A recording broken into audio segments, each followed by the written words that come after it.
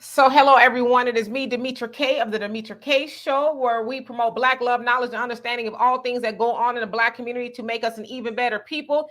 I am sitting here with Donovan, the recovering Democrat Saadiq, and of course, you see somebody else here with us, and that's Miss Tamara Johnson Shealey. She is running for the Senate in Georgia against that of Ralph Warnock and Herschel Walker. We're going to get into all of that.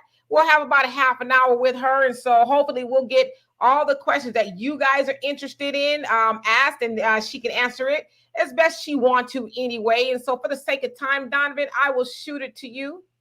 Yes, welcome to the podcast. My good friend Tamara Johnson Shealey, welcome to the show. I'm so excited, and I'm going to tell you this: I saw you on a several different internet podcasts and things. I don't know if you're familiar with TD Hip Hop.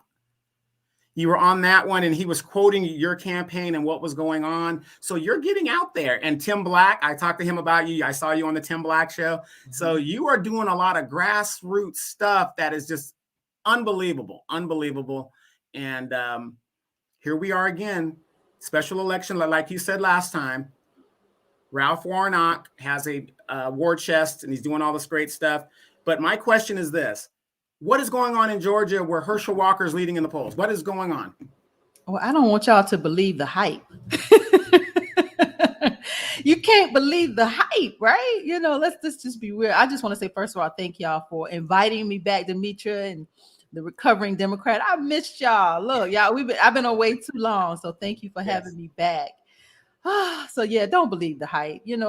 Polls are just what they are. They're designed to ask the people they want to ask, and they are designed to give the results that they want to give. So I don't follow polls because honestly I don't believe any of it is absolutely true. They're not asking all of us. I've never been polled ever, so they're not asking all of us. So I don't believe it, and I don't want y'all to believe the hype either. Herschel is running here. So let me just kind of back up for those. I am primarying the senator, Reverend Senator Warnock. Reverend Senator Warnock has gone to Washington, and his best legislation from March 25th of 2021 to February the 17th of 2022, almost 11 months, was to put a statue of Shirley Chisholm in Congress. That has been his best legislation. He's now touting this insulin bill that is now his best legislation after February the 17th. But that still, was given to him, because he had nothing to stand on. He's actually co-sponsored over 200 bills that belong to other legislators, but he still has not, I repeat, has not signed on to S40. S40 is HR 40. Those of you that follow the Us and This Reparations movement, HR 40, S40 is the reparations bill to create a study in Congress. And Warnock has not signed on as a co-sponsor to that. And unfortunately, the pushback I'm getting here in Georgia in this primary election is because of who he is.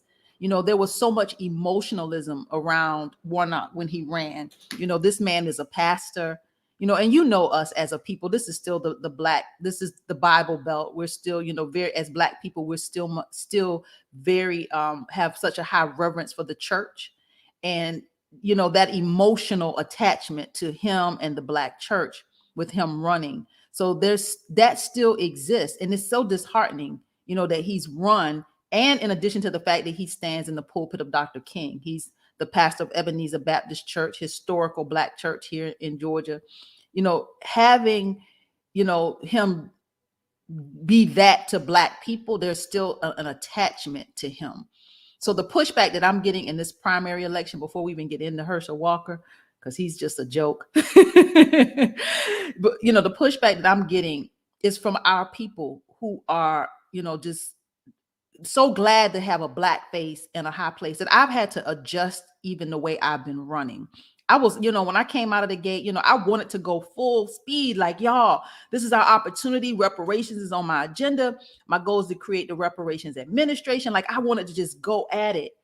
But I had to take a step back, because I get two reactions when I tell people that I'm running against him. Either I'm going to get somebody that's like, yes, let's go. Or I'm going to get somebody that I have obviously broken their heart when I told them that I'm running against Warnock. So I've had to adjust even how I'm campaigning. And when I'm meeting people and I'm telling them I'm running, I have to wait. Literally, y'all, I'm telling you, I have to wait to see what kind of reaction I'm going to get, because then I know how to approach this person. I've had to be with those that I know I'm breaking their heart. I've had to give them, a lot of people, a moment just to let it sink in. And I've even started saying that, let it sink in, because they have to get past the initial shock of me running again. Y'all, it's like, and this is why I think there's like, I get angry with him, because you knew that people would feel this way. You knew that. So why, okay, if you're in this position, I shouldn't even be running against you. He should be doing everything that he needs to do to stand on what Black people need, not me out here fighting him. So I'm just, it's been a roller coaster particularly like the last probably 6 to 8 months, because I've gotten kicked off of Facebook, because when I came out, I was like, let's go. And I've had to like readjust just for the sake of helping our people along. Some of our people, y'all, I run as a Democrat, and y'all know I coined myself an independent Democrat. I run as a Democrat because that's where our people live. I don't want to leave them on the plantation. I'm hopeful that they will see the light and want to come and be the recovering Democrat. Right. Right. Because even though I'm a recovering Democrat, I still pull for Democrat, because that's what our people are. Most of us are Democrats, and it's just something that I do. It's a day-by-day step, but like you, I'm more independent as a Democrat when I vote and do what I need to do. So what, and I understand that I'm not a Democrat, I'm nonpartisan. And so I understand that as far as our people being just Democrat, I don't care what it is, vote blue, no matter who. So how do you incorporate waking people up with campaigning? Because that's got to be a part of it, I would imagine. Yeah, and that's the hard part. Like and that's why I'm careful when I tell them that I'm running against Warnock. Again, Demetra, I have to wait to see what kind of reaction I'm about to get from this person before I even can say, okay, can I take you here and we can have this conversation? Or do I have to like kind of talk you through, what this is? And so I'm very careful, Demetra, very right now. No, I understand it. I mean, it's very hard. It's very hard to pull our people from the Democratic state of mind, and that, we say they're for the people and they're the party of Black people. I've heard that a lot, but it's like, if they're for the people, then we would be better off. So it's kind of hard to get people to connect the dots. But I also want to just ask you this. I know this is like your 4th time running for Senate? This is my 5th run for office. This is my 2nd run for the U.S. Senate. Okay, so your 2nd run for the U.S. Senate.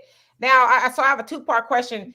Do you get people asking you or saying, oh, you're a vote splitter? Let's say, God forbid, Herschel Walker wins. And then they say, well, if you weren't in the race, because last time you came, within striking distance, I would say you got what was about 2%, over 100,000 votes. So that's enough votes to really sway an election, especially as close as it was with Ralph Warnock and forgive me, I forget the other guy. Leffler. Yes.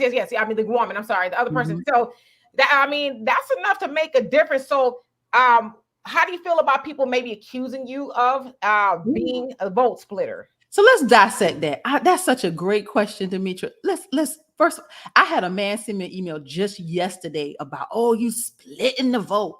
I said, sir, this race is between me and Warnock. How am I splitting the votes? It's just the 2 of us in this Democratic primary. I'm not splitting the votes. Then we get on the other side of it. Here's the Herschel Walker. If he becomes the Republican nominee, right? Stacey Abrams is driving the Black vote. Is she what? So come on. So let's splitting it from who? Who we splitting the vote from? It's like that argument doesn't even make sense. But let me throw a jump in there really quick. So at this point in time, is Stacey Abrams actually driving the Black vote, in that she's also running for governor again, and she's polling, pretty much last in comparison to everybody else that's running? I think she's 3rd to that. Well, Brian Kemp, I guess, is leading, and then is it David? Yeah, he's the incumbent. Brian Kemp's the incumbent. And David is David Perdue. David Perdue. Yeah. I'm still learning. Yeah. So she's actually not doing as well as I guess people would imagine she would be, especially since she came really close last time. And she's got the, the voters initiative out there and she's getting people to vote. So is she really at this point driving the black vote? She's driving the black vote, Demetra. Trust me. They didn't, them polls, I told y'all, please don't believe the hype. She driving them black votes because she's been going around the state and she's making sure that she's still, she still has her hands on the on the wheels here in Georgia. So yeah, she is. And a lot of people are betting on that as far as making sure that black people come to the polls. I think she will get the turnout, but can she win is another story. Now she will get the turnout for the black vote, but can she win? Because there's a lot of us who are looking like we're going to do something different on the other side of this, but that's another conversation. Let me ask you this real quick before Donovan gets it. So, are you getting lumped in? Because right now, I think we can all admit that there is a referendum on the Democratic Party, and that, especially tied to Joe Biden. Joe Biden, he sat up there said, y'all being black people stood by me. I'm gonna stand by y'all. And so there's a lot of pushback from black people against the Democratic Party. Like, hey, we've seen y'all do stuff for everybody else but black people. Now they'll say, yeah, we did this, but we're talking about specifics. So we haven't seen that. So are you getting a little blowback from that and being lumped in with the Democrats? Like, you know what? I voted for the Democrats last time, but now I'm thinking about maybe Herschel Walker or somebody else because Democrats just have not delivered for black people. Well, I'm gonna be voting for myself on the other side of this. Demetra, I won't be voting for Herschel. Herschel is a joke. Look, I just want Herschel to, first of all, he don't need, just reparations alone. He testified against HR 40, went to Congress and testified against his own people. Who does that? That's just, I'm just gonna stay there with him. I don't have to fight him on nothing else. He's already defeated in other areas. I'm just gonna fight him on the fact that, bro, you don't even fight for your own people. So I'm gonna stay there with Herschel Walker. But yeah, we see it, the inflation, the gas prices, immigration. We see it. We see all the problems here. But there's a base here in Georgia that is older and they're gonna vote blue no matter who. They're gonna go to the polls. So I think what we're gonna see in this 2022 election is a different demographic that's been that I think now is emerging. I won't say we're waking up. I just think we're emerging. I think there's some younger voters, and there's those of us who the light bulb has come on, and we're like, wait a minute, this administration and this voting blue, no matter who, ain't working for none of us. So I think there's going to be a shift, and I think it's unprecedented. We hadn't seen this before.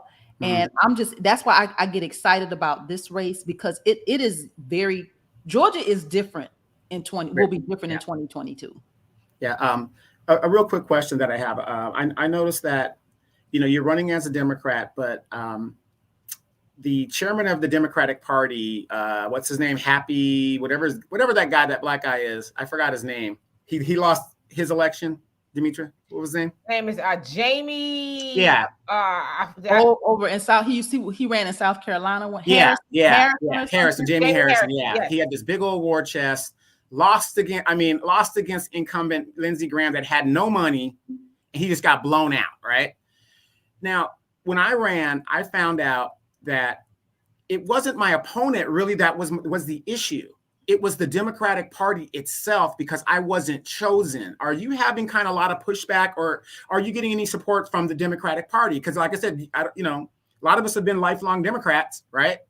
So you would think, oh, they'll be fair. They'll give me some support. They'll give this guy some support because democracy is so great. So when I ran for office, I noticed that the biggest pushback I had, and more money was spent against me by, at the time, my own party, because I was not chosen by them. Oh gosh. Oh, Donovan. Yeah, the Democratic the establishment here, the Democratic Party of Georgia. Look, they outwardly support Warnock in their emails. Like they're not just doing it behind, they send out correspondence on a regular, outwardly supporting him. County parties here in Georgia outwardly supporting him, hosting events. He's the guest speaker. I have been kicked. I mean, Zooms. I get on they won't even let me in the county Zoom. I don't even can't. And I know I'm like, y'all see, I can't even get on the Zooms. Y'all won't even let me. Keisha Lance Bottom is the vice chair of the Democratic Party right now. So you mean to tell me sisterhood ain't helping? Is she the vice chair? Yes, she is now the vice chair of the Democratic Party. They gave her position when they got her up out of Atlanta. Okay, I gotta go look that up. Look, you that told up. me something I don't know. Yes, Keisha Lance Bottom, sisterhood. No. They're supporting Warnock and go back to the money. You know, for every dollar I raise, he raises $10,000. For every $1, he's raising $10,000. But you know what? I just know that this is again a different kind of race, and there's a different demographic that they can't see it yet. They can't see it. We're here, and we're not showing up. We're not voting blue, no matter who. And you're going to have to give us tangibles in exchange for that vote. So there's something uniquely and differently that's happening, and they don't see it yet. They can't. Right. They can't put their finger on it yet. Right now, is your campaign targeting specifically millennials and Generation Xers that are awake versus the base? Oh yeah, you know, I try, Donovan. I try to talk to these older people. I do. Yeah, it's like I get to a place. One man told me I need to go talk to the Eastern Stars. I'm like, are they still around? I'm like, oh Lord, my goodness. Are they gonna even listen? The ones that's left, will they even listen to me? Right. No, so you know, it's a different demographic that's emerging, and I'm excited about it. Yeah, you know, and also real quick, you're also seeing like in Joe Biden, you're seeing these people that have been in politics for years. And like here we have a Senator Dianne Feinstein. She's totally out of it. And the Democratic Party is still prepping these people up when they should be preparing younger people to come in to do the work. And real quick, I just want your opinion on this. A young man was executed up in, I believe, Detroit. Did you see? I don't know if you saw the video because you probably haven't seen it in the video. He's an African guy that came in over a traffic stop. I've noticed, I don't know if anybody else has noticed, Dimitri, I don't know if you've noticed, the CBC hasn't made a statement. Nobody has talked supposedly representing Black people in these places and spaces. So, I mean, when you get to office, are you going to be that like unapologetic representative that we're lacking? I mean, these people are silent when things happen to Black people on a national level. You don't hear a statement, anything. Well, Donovan, I can tell you when I ran in 2014, 16, and 18 for the Georgia State Senate, I talked very boldly about racism, and race relation. When I ran in 2020, and now in 2022, I took it up a notch. I'm talking very boldly about reparations. And Donovan, I talk Black to Black people, and I talk back to white people. So I'm going to be who I am, authentically who I am. So yeah, this is it. You know, I'm not the only candidate. We have Marcel Dixon over in South Carolina. We got William Somerville out there in California, where you are. And you know, we're here, and we're not quiet, and we're not going to go along to get along.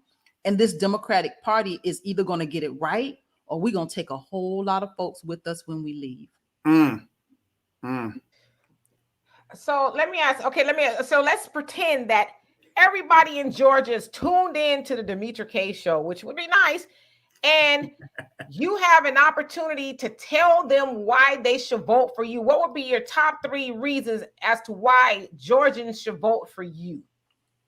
Reparations, and reparations. And Georgia, that's it. It's that's it.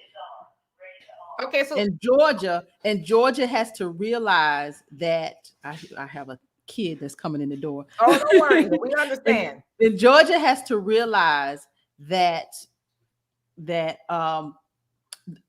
going to be the catalyst to what happens in the rest of America. Like, we're going to be, with my candidacy running on reparations, we're going to be the ones that have a voice for all of Black America.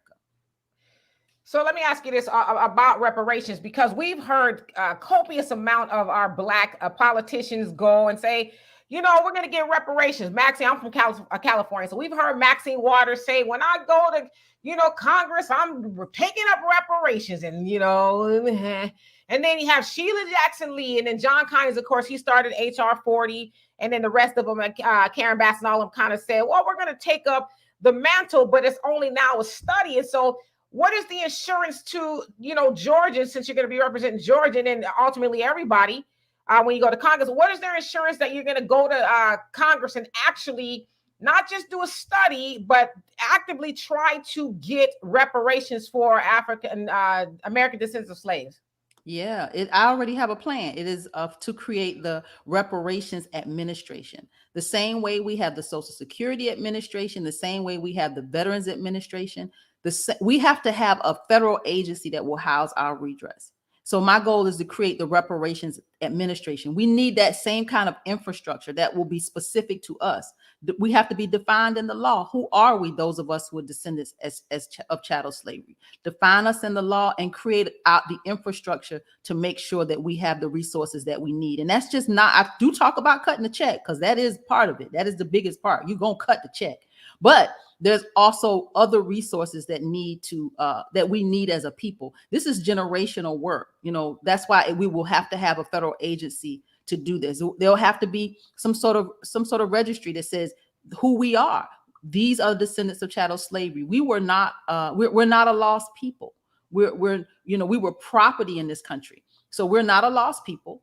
We just have to be, again, we got to have the infrastructure to repair the damage that's been done to us that continues. This generational trauma still lives inside of all of us, still lives inside of me. So this is, again, generational work. And that is I have a specific plan. I'm not going to create a study. I'm not going to get some programs. I'm going to create the infrastructure to house our redress. So a very different approach, a very specific strategic approach. Okay, I like that. So, and then California, I'm sure you've heard that they are also trying to get reparations for American descendants of slaves. And so there's also this other pushback from people who are like, well, we don't think it's fair that you're making the line of demarcation between ADOS, if you will, and other people, let's say from Africa or Jamaica that live here. They're basically saying, why should they be excluded? They think it's very divisive. So what do you say about that? Because that conversation comes up in the national conversation as well. Well, this is a specific justice claim. It has to be lineage based. The courts, you can't go into the courts and, say black, or when you make it race based, it will be struck down. This is why we can't get anything done now. We have to be very specific about who these people are. And America doesn't owe all black people. Some people migrated here. America don't owe all black people. America only owes those of us who are descendants of chattel slavery. Those of us who can trace our lineage either on our maternal side or our paternal side back to slavery in this country. We have a specific justice claim with America. And the beauty of this, for those who aren't, this is not, America is not your homeland. Guess what? This sets the precedent for what you can do in your country. This is where we take this thing and make it global. Like we go and get everybody straight, right? So yeah, this is, yeah. The Republicans in Georgia just had a debate center, and of course Herschel Walker is doing a Joe Biden, which was a masterful campaign, a bunker campaign where you're not seen and you're not heard, but you get elected because of your name recognition and all this other stuff. Mm-hmm. In the Democratic Party, are you and Ralph Warnock going to be debating anytime soon? Coming down the wire, is he refusing to debate, or where can we see you two go, or is his hubris so much that I make too much money for me to have to debate you?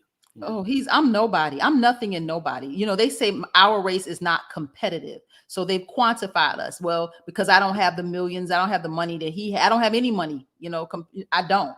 Literally. We're grassroots campaign. And so they don't see that this is a competitive race. He doesn't have to even mention me. He doesn't have to debate me. He doesn't have to show up. And he won't. And the party is shielding him from that. So I don't anticipate he and I being anywhere together at all.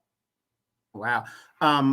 So let me ask you this, because this is your opponent in the primary, and you are, believe it or not, giving him, you're sticking it to him because you're on the grassroots platforms. I've seen people talk about you, bring you up, and if I was Ralph Warnock, I wouldn't take anything for granted, regardless of how much money you have, because to get elected, it isn't how much money you have; it's how many votes you can get.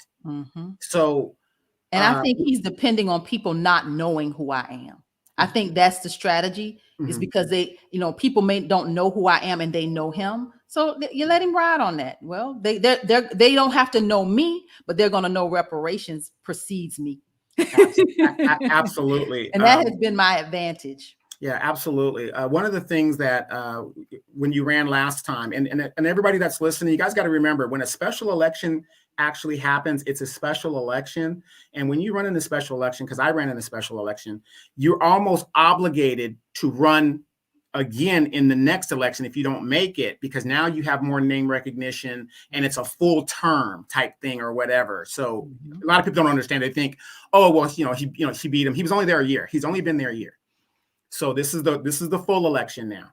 So, and it's very important. It's, whoever wins this is the next 6 years.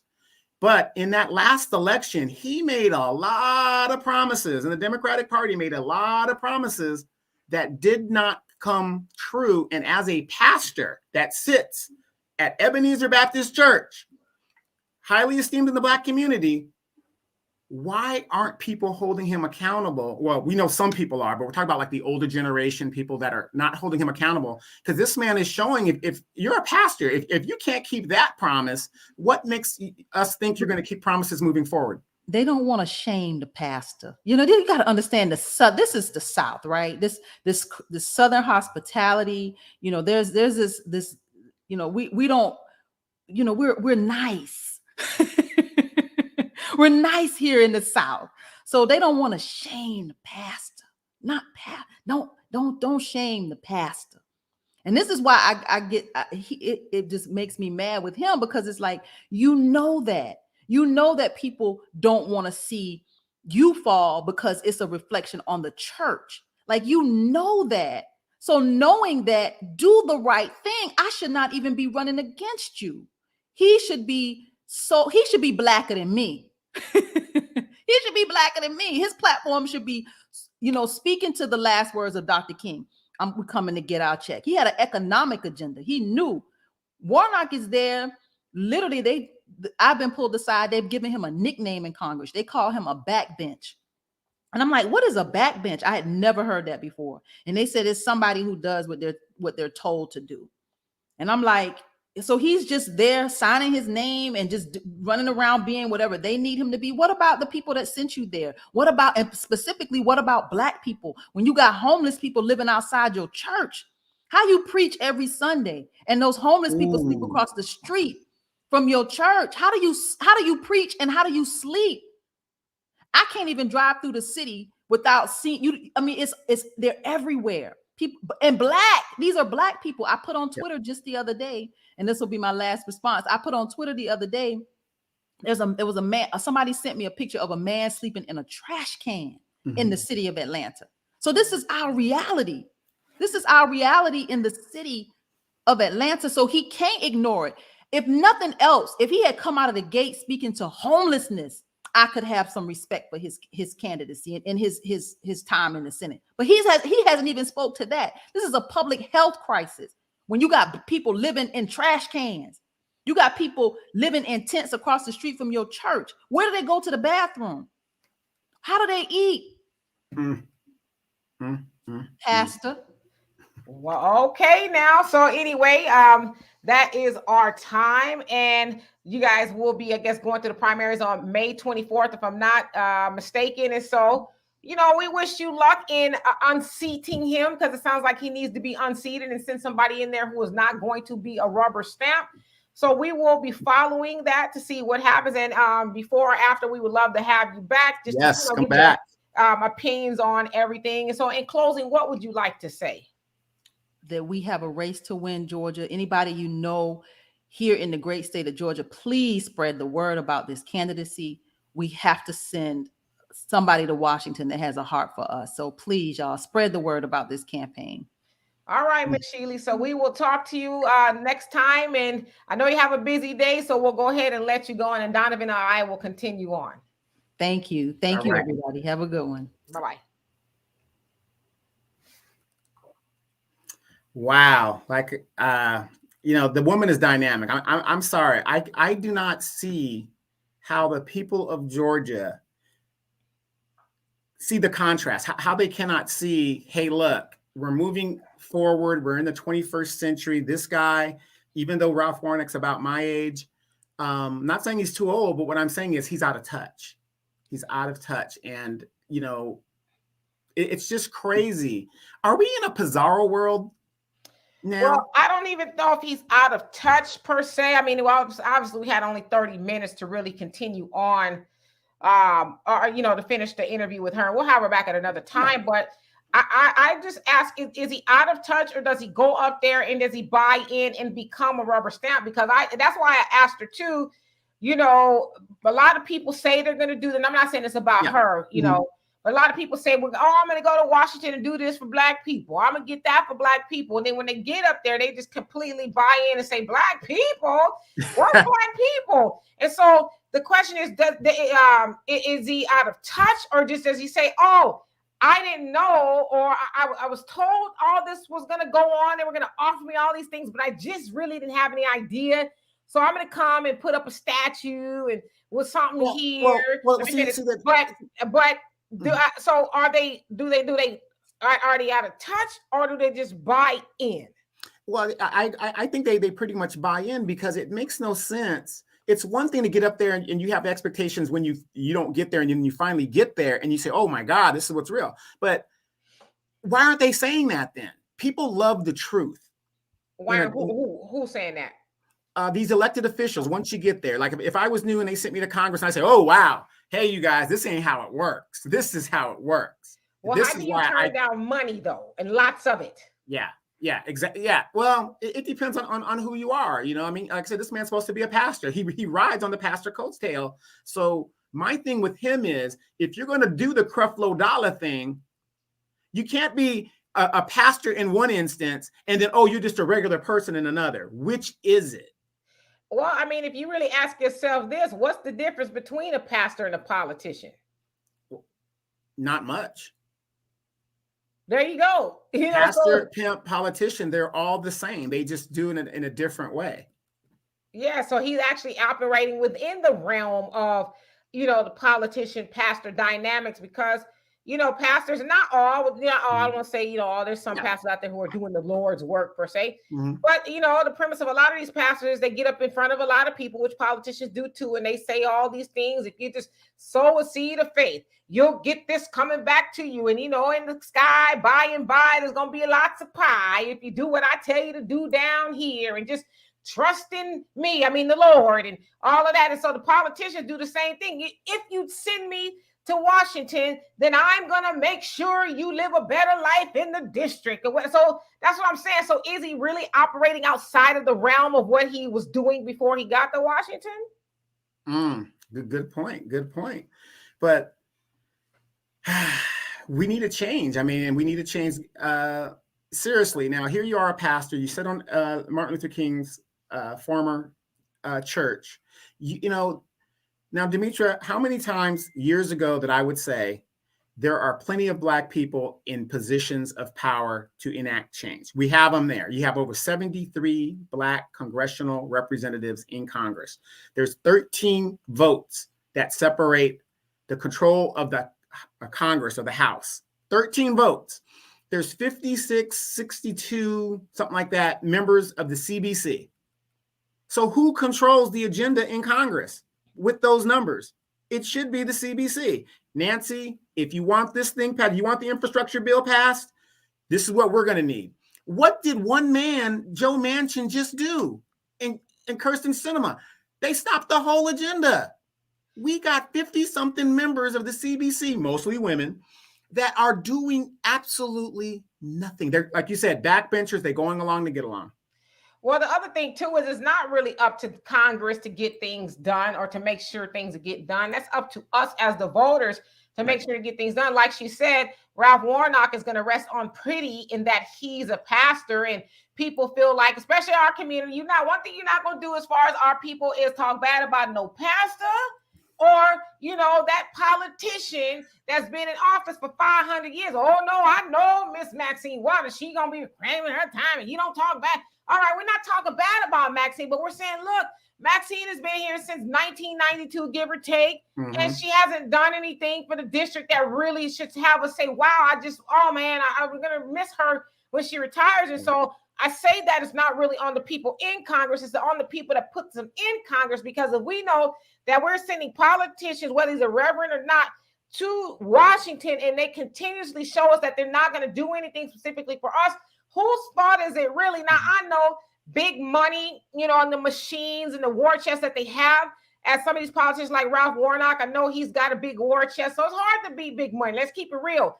But that big money. How did he amass that war chest in a year? How did he do that? Well, because he's got a lot of people who want him there. If he's called a backbench, a rubber stamp, there's value in them funneling money into his campaign to keep him there, opposed to getting a Tamara in there. And she's going to say, okay, the buck literally stops here with me. But I say all that to say is, like what she said, the people won't go against Ralph because he's a reverend, sat in Martin Luther King's church. And so it's some symbolism, some symbolic things attached to that. So until the people get rid of people like him and everybody else that sits in Washington and do nothing, then they're going to continue sitting in Washington and do nothing. And so it's on the people, the voters, to do that. Right. Well, let me ask you this question.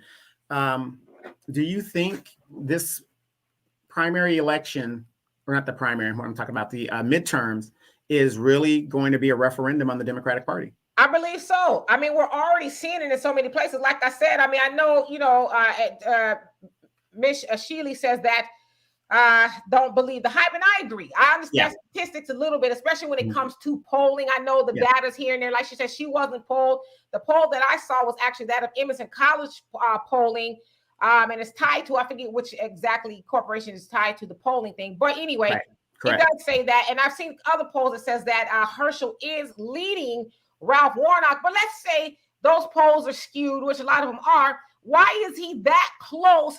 In that if it's Ralph Warnock and Herschel Walker sitting there neck and neck on midterms, why is Herschel Walker even an idea, even a notion that he could be the senator upsetting that of Ralph Warnock? Why is that? So you asked me about a referendum on the Democratic Party. They just switched over to blue there in Georgia with all the, we need to change. And Stacey Abrams and her voting, I forget what it's called, her organization, where they did, let's be honest, help switch Georgia to blue, but she's struggling as well. And so it's like, you're not going to tell me that's not a referendum on the Democratic Party when you got to, and excuse my French, a dumbass like Herschel Walker, that is an option. He's not showing up. Now, we know Republicans are putting a lot of money and stuff behind them. That also tells you something, too, that Republicans want a Republican in there so bad, and they know how Black people are, that they would even put somebody like Herschel Walker in there because they know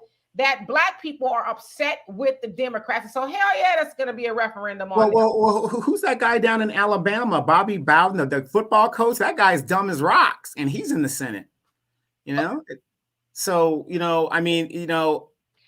it's not beyond pale that they would do certain, like, as long as it's a Republican, this person's going to, do and vote the way they want them to vote. You don't have to know much. Just do what we tell you to do. Tamara talked about a backbencher. For those of you guys that don't know politics, Tony Blair of England was a backbencher. He was somebody who got along, and then they selected him. Do you also know who was a backbencher, Demetra, that rose to prominence?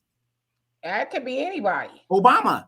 I knew you were going to say that, but I was like, it could Obama, be anybody. A first-term senator, Black, and then all of a sudden, he rises out of nowhere because everybody keeps forgetting what was going on when Obama rose to prominence.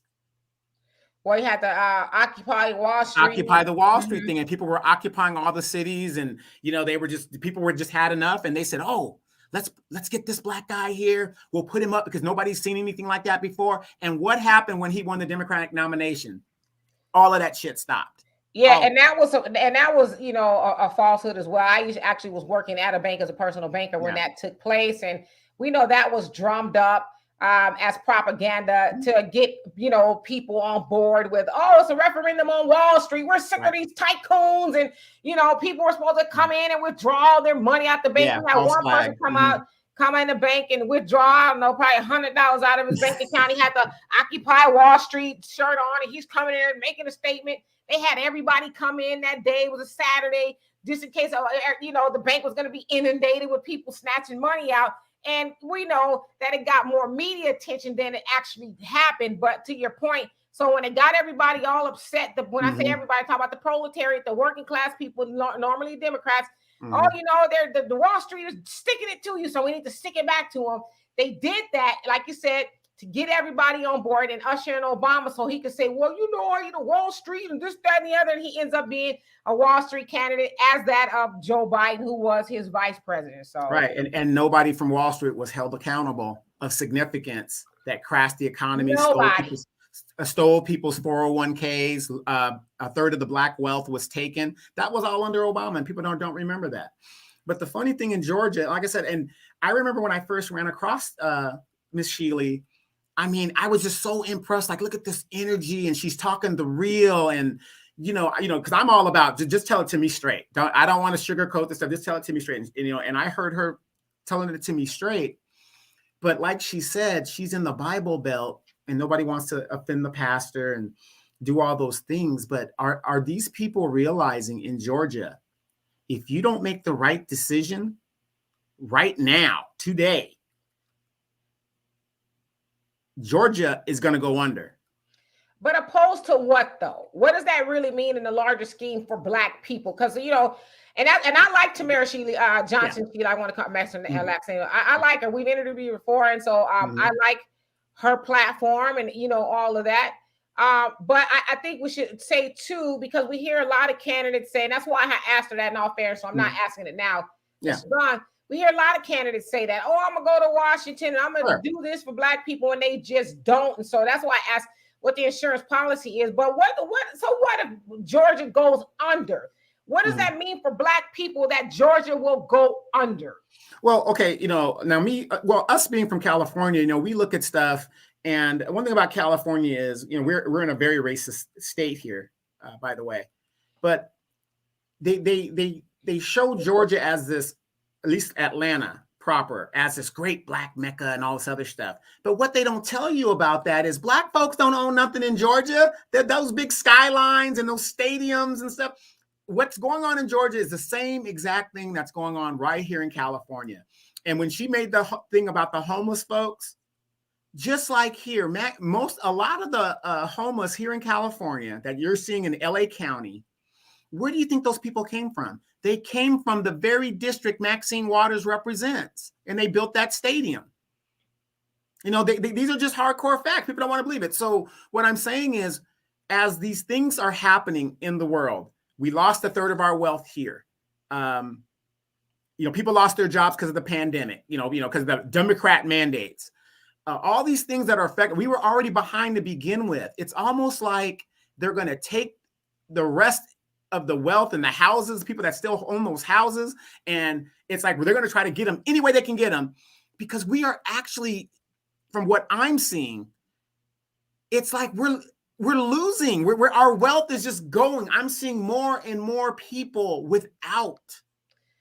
Well, and this is my thing too, and that's why I asked the question of what is it. So what does it mean in a larger scheme of it going under in regards to Black people? I mean, I don't think there's any more of an under for Black people, and I think we should be careful when I say we. I mean, all of us, especially if we're talking about politics, and that let's try to. And I think that Tamara is the best choice. I just want to put that out there. Yeah, but I think when we say, it's gonna if she's not put in, then Georgia's gonna go under. It's almost kind of like the scare tactics. And I just kind of feel like, I don't live in Georgia, so it's probably hard for me to speak for them. But Herschel Walker being in office, I think really would be the wake-up call that especially Black people need, is because we knew that when Joe Biden got back in office and the Democrats are, back controlling Congress, if you will, we knew that it would rock Black people back to sleep.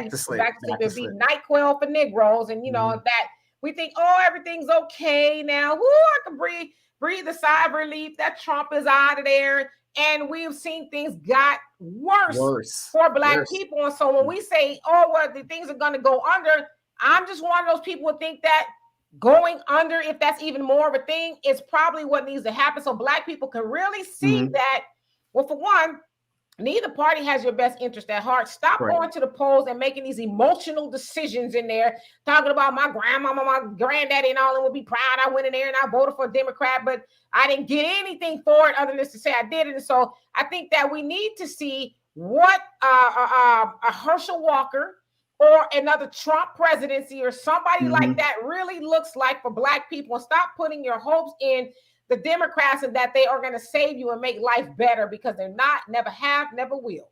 Yeah, I mean, these Democrats are outright telling you we don't give a damn. F you. I mean, they're just outright doing this. But what I'm saying is, Black people, the little wealth that we had is slowly but surely being taken away.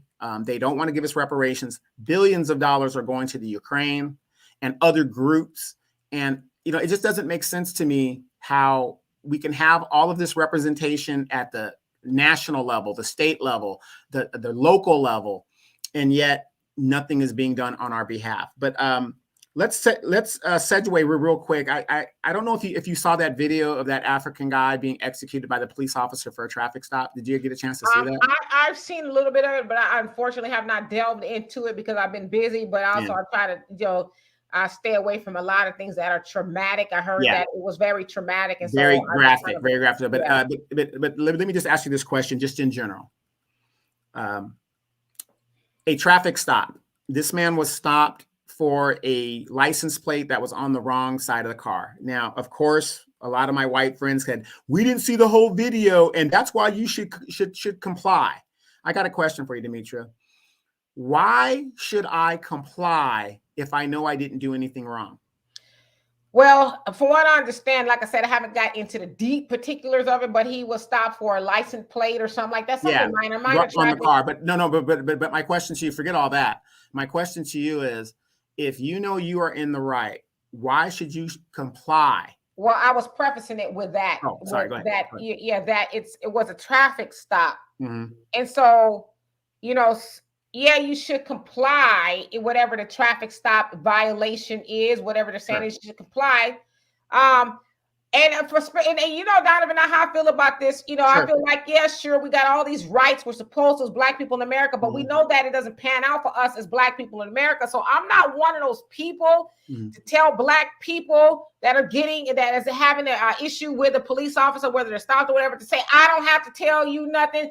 I'm not one of those people. I know what the Constitution says, but I also know that police officers act as judge, jury, and executioner. All in a moment's, notice. Yeah. So I tell people, comply so you don't die, right? Because in his situation, it was a simple traffic stop that should not have resulted in him getting the back of his brain, head blown off, right? Yeah, so you got these rights, but the police officers, especially the ones they got out there on these streets, they don't give a damn about your rights. What they will give a damn about is subjugating you, and that you, boy, not that I'm being disrespectful, you ain't gonna tell me what to do. You don't get to tell me how to write the citation. You do what I say. And so we got to be very careful when we tell our people, tell them you ain't got to do this. You ain't got to listen to them. Correct. No. And that's what I wanted you to kind of to get out there, because you speak it a little bit better than I would. But what I'm saying in regards to that situation, and we were talking to Tamara, notice that no Black national politician has said a word. And my thing is, why are they so silent when these things are happening? Again, we didn't see the whole video. That doesn't matter. Do you honestly believe it is okay to execute somebody? I mean, okay, here's the way I looked at it. I don't know, maybe I'm just on a different wavelength. You have the car, you have the passenger. Okay, the plate didn't match up to the car. Fine. The VIN number is on the car. So you're eventually going to catch up to the person who owns the car and do your investigation. Why is it that these things keep happening to Black men? I just don't get it. And Black women. I just don't get it. Well, it keeps happening to Black men and Black women because we are not seen as humans. Yeah. Cops, and I don't want to even get into the good cop, bad cop argument because I don't feel like there's a good cop when there's so many bad cops running around doing bad things, right? But they don't see Black people as people. They never have, and they are bloodthirsty. They know that they are under the rules of qualified immunity and that I can kill somebody and get away with it and go home and eat my dinner like nothing has ever happened. So first, they got to see us as humans. That's why Honorable Elijah Muhammad said to us, first, you got to be considered a human. You got to get human rights. There's no such thing as civil rights until they see you as a human. And that's where we don't connect the dots. Like, yeah, I want to have the rights to do this. Hell, you don't even have the right to be a human in the United States of America. So how you getting civil rights, right? It's a false idea of civil rights. And so when we understand that as Black people, that cops don't see us as people, then we understand why they can kill you in cold blood over a traffic stop. Now that comes back to us as Black people when we start doing for self.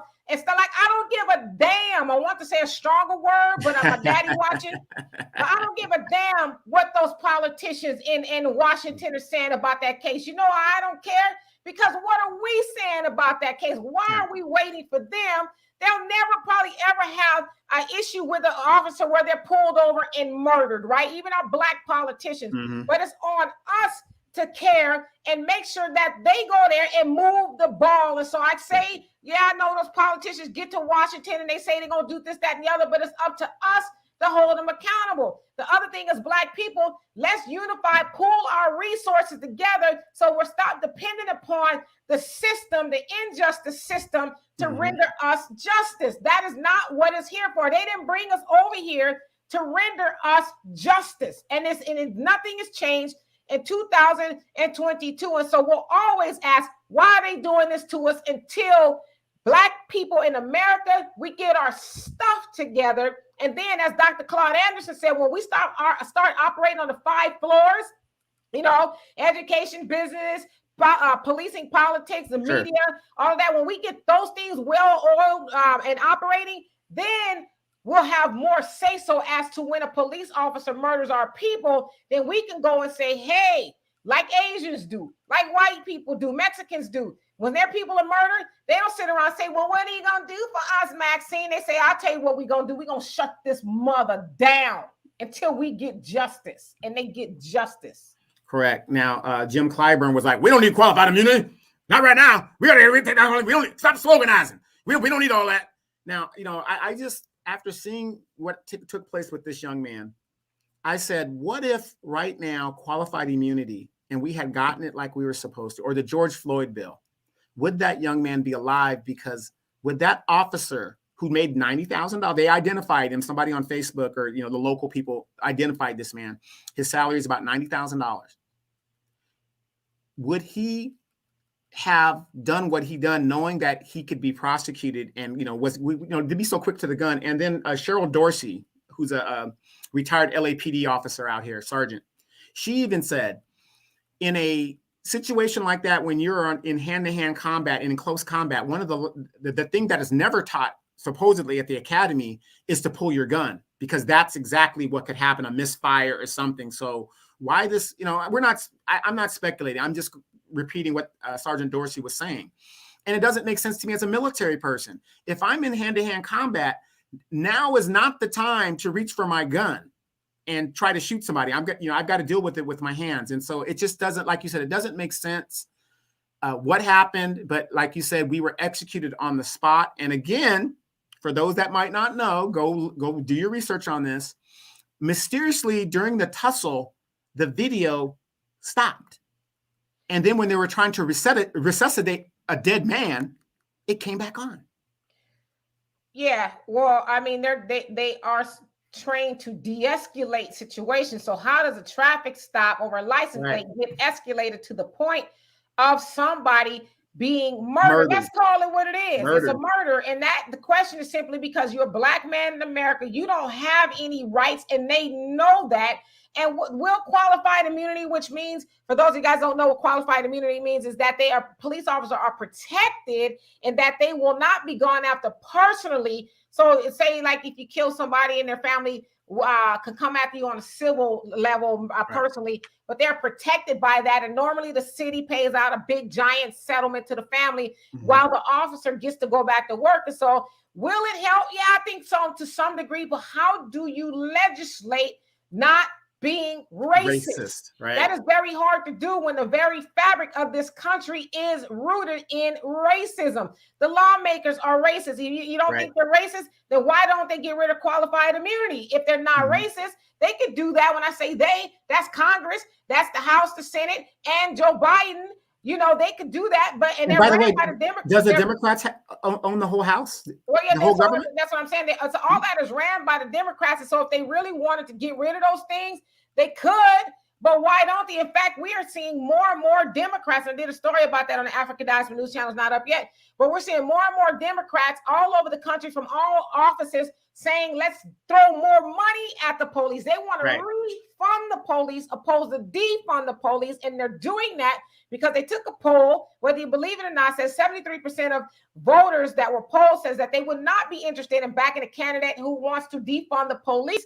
And so now you're seeing all these Democrats saying, well, let's give more money to the police. Oh, we need more police officers. Oh, well, we know Black people will want, police officers. Like, yeah, we want police officers, but we want the same quality of policing that they get in Beverly Hills and all these other places where rich white people live. And we want that type of policing. So yeah, all we get is the gang sheriffs. Yeah, the sheriffs that are in gangs. Right. They bring in the cops who are bloodthirsty. And so will qualified immunity get rid of that? No, I don't think so, because they know that even if qualified immunity, getting rid of it comes into play, they still got to go to trial. And more than likely, it's going to be somebody who sympathizes with police officers, give them a slap on the wrist or let them go. And so they're absolved unless the people want to sue them civilly. Then that's who says to say that's going to work. Right. And then that takes money and that could be dragged out for years. But remember a few years ago, I said what was happening with all these executions of Black people was police officers are going to start going to bench trials. And a bench trial is what happened to that female police officer that executed that young man in the car. How many years did she get? What, 3 years? You talking about Kimberly Porter? She got 2 years. 2. Yeah, she got 2 years because the judge felt, well, I just think, and then she made the ruling. She overruled what the jury said and said, I'm going to give them this. Yeah, she's pro-police, which a lot of judges are pro-police. So that's why I said, we need to be careful of the language that is being used to throw us off balance and say, oh, we're going to get rid of qualified immunity. We'll break it on down and get rid of that. It still got, like you said, go to trial. Let's say that the jury's got to be, tuned in to say, okay, they're guilty. And a lot of times when they're found guilty, that of Jason Van Dyke that killed Laquan McDonald in Chicago, he's already out.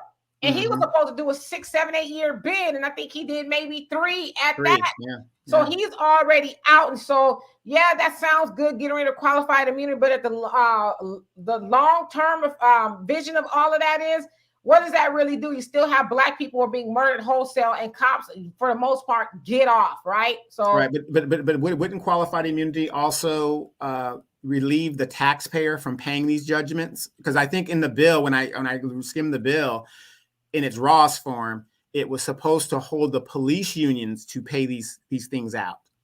Right. So, yeah, I guess in the long run, it would let the taxpayer off the hook. But how much does it cost to go to trial? Who pays for that? Yeah, that's true.